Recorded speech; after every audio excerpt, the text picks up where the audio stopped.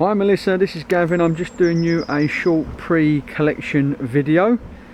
I'll just explain the reason why we do the videos these days, because of obviously social distancing rules means that we can't sit in the car with customers anymore and show them how some of the features internally work and the obvious bits that you might need to know. So what we'll do is we do a short video now, it'll give you a bit of an insight along with the manuals, the owner's manuals, and your previous knowledge of Hyundais. We should be okay. So I'm just going to take you around. The final clean will be done in the morning.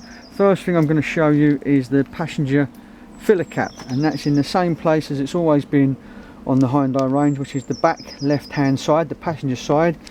The door is open and you just unscrew it as you ordinarily would. The release for that is still on the floor down by the driver's seat, and we'll show you that in a moment. Okay, so now the rear end of the car, it couldn't be any simpler than just pushing the button in and it pops open. There's your new set of carpet mats, and under here, if I can just find the pulley, there we go, there's your spare wheel, your tools. Okay, pop that back in and down. Go around to the driver's side. It couldn't be any simpler. There are two keys with open, close, and you can unlock the boot independently. It's not an electric boot, it's just literally unlocking the boot if you want to put a sports bag in, get some shopping, that sort of thing. And you lock and you open. The key folds down by pushing the silver button in, and then when you push the silver button, it pops back out. Okay, I'm just going to show you some of the functions and features inside the car. So down here, first of all, that is where the pulley, if you can get it in focus, that's for the pulley for the rear petrol cap. Also, whilst we're down here, I'm just going to show you the pulley for the bonnet release, which is just to the right of the accelerator. On the actual door card itself, you've got some functions here. So L and R stands for left and right, that's your wing mirrors. So depending on which side you've got, you then simply do what I call a joystick motion, which will allow the mirror glass to move. The ignition does have to be on for that function.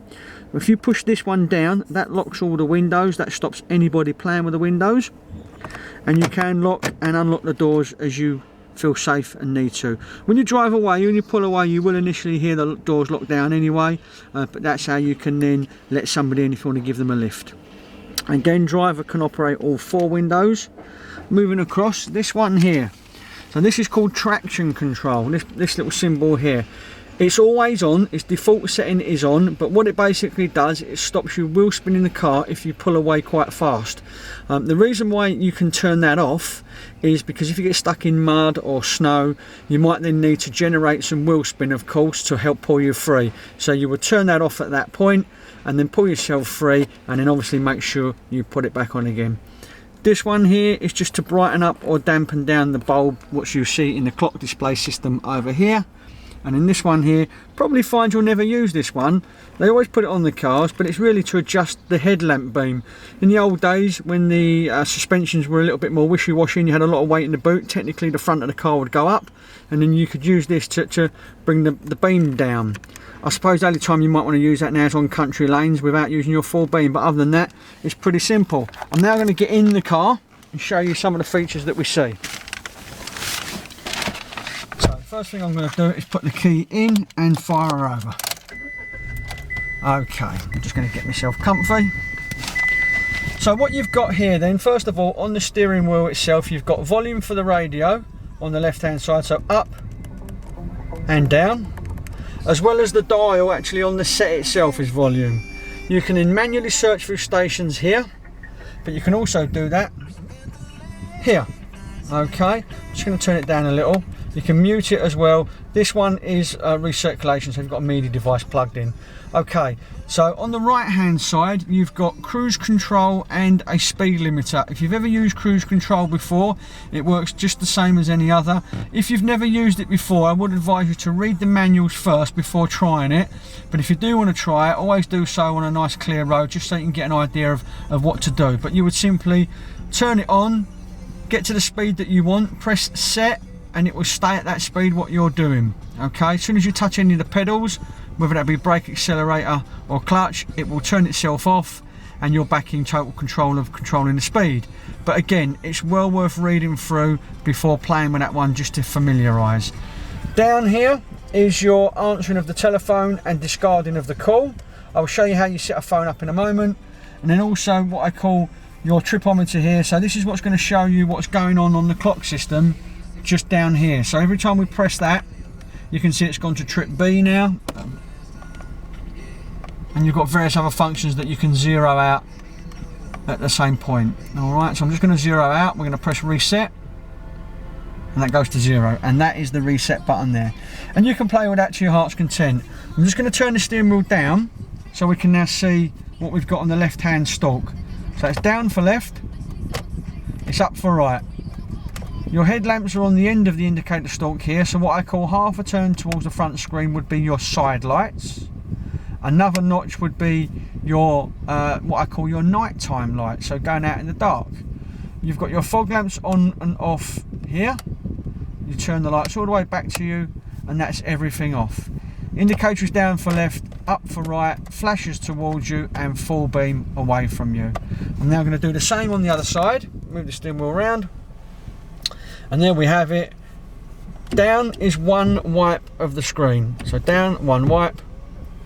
Up once is intermittent wiper. Up again is your first constant speed. Up to the very top is your top speed. All the way down, let go, and that's everything reset. If you want water on the front, we just pull it towards us. Okay, like so. If you want water on the rear, or you want to operate the rear wiper, it's like the lights, it's on the end. So again, half a turn towards the front screen will in fact turn on the rear wiper blade. But then it's on a spring now, so if we hold it, that's what's going to eject all the water. So when you let go, the water stops, the wiper's still going, and then you just simply turn it off like so. Okay, so what we've got over here, the ventilation system, couldn't really be any easier. Cold through to hot. The speeds of the fan from 0 to 4. And the AC button on the left hand side. As you can see, I'm on stage number 1 and the AC is on. If I turn it to 0, the AC goes out. No matter how many times you press that, it will not come on. The fan has to be on at least number 1. So we pop it on 1 and we can now turn it on and off. We've now got directional flow, all the various settings for that. And then also we've got recirculation button. Now that's really handy. So if you're in the winter and you've got your air conditioning on, and it's still got hot air of course, it will allow to throw dry air in, and that will suck out any moisture that develops in the windows. So you can then use your recirculation button to help aid that. Once it starts misting up again, because it will over time, you turn it off and you let fresh air come back in, and you just keep alternating between these two to allow the moisture in the front of the screen to diffuse basically. Right, okay, up to the radio. Here we are, nice and easy. This is the power button, on and off. We're going to turn it on. As I've already said, this is also volume, and this is also manual seek for stations. But we have preset channels along here. Again, I don't know what you like to listen to, so I'm just going to show you how to do it. So you press number 1. Let's say we want, actually I'll tell you what, we'll do it a different way. So if we go back to radio, we're going to go scan. So we're just going to find a random station, 88.6, no idea what that is, but we're going to store it on number 1. You press and you hold it, and that's now stored in number 1. We can now go back to the radio, we can press that numerous times, we can go DAB, and you've got various pages of that as well. Just turn that down a little bit. Now we're going to go to setting up, show you how to set up a Bluetooth. You do have to go into what's called here setup. Although that says phone, that's not where you set it up, you go into setup. And then with this dial, you've got number 1 is display, 2 is sound, 3 is clock, 4 is phone, 5 is system. So we're going to go back to number 5, hopefully you can pick that up. You simply just press the button, and then what we want to do is we want to pair a phone. We press the button again. Now as long as you've got your Bluetooth open on your phone at this point, and you've done a quick search and it's already picked up I-10, at that point you can press pair. And then on your phone, on your screen, you'll get a little code, and as long as that matches the code that comes up on the screen here, you simply press pair again, or download, depending on what the message is, and that will automatically download your phone book. And that really is as simple and as easy as that. Once the phone book is linked in, at that point you can then press phone, and then you can go into your phone book and things like that. On the steering wheel itself, most people tend to call the same numbers quite regularly, so you will also have a call history stored in your phone, which will also show up on the display. So if you press the phone button, it will display the most recent set of calls that you've made. So let's say it was call to home. You can then scroll down into that, press that, and it will call that number.